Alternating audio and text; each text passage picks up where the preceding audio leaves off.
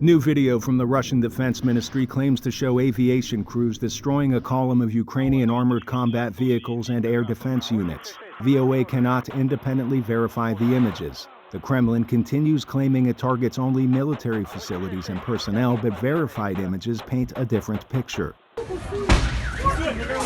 These images come in the aftermath of explosions late last week at a train station in the Ukrainian city of Kramatorsk. Dozens of civilians were killed in the attack. Russia denied responsibility, instead blaming Ukraine for attacking itself as an act of provocation.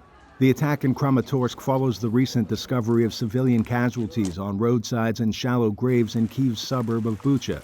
There was a plan from the highest levels of the Russian government to target civilians who oppose the invasion, to cause violence against them, to organize efforts to brutalize them in order to try to terrorize the population and subjugate it. In a recent address, Ukrainian President Volodymyr Zelensky warned Russia's aggression in his country, something he calls a genocide, threatens the future of Europe.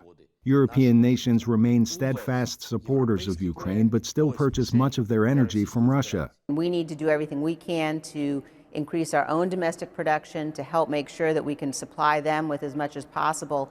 But they need to understand that every single time, every single day that they are continuing to import Russian oil and gas, they're funding Putin's genocide in Ukraine.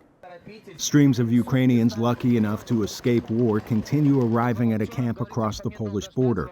But many remain trapped in places like the besieged port city of Mariupol with no hope in sight. We went there with buses, we moved, we try again and again, but unfortunately the situation around Mariupol was too dangerous. The security conditions were not good. The security guarantees we got were not good either. So at around 20 kilometers from Mariupol, we had to go back. Elsewhere in the town of Bordyanka, residents say their loved ones have been buried in rubble for weeks and their homes tattered after Russian occupiers finally fled. It's a scene increasingly common of civilians as military targets in this war, despite Russian claims to the contrary. Arash, Arabasadi, VOA News.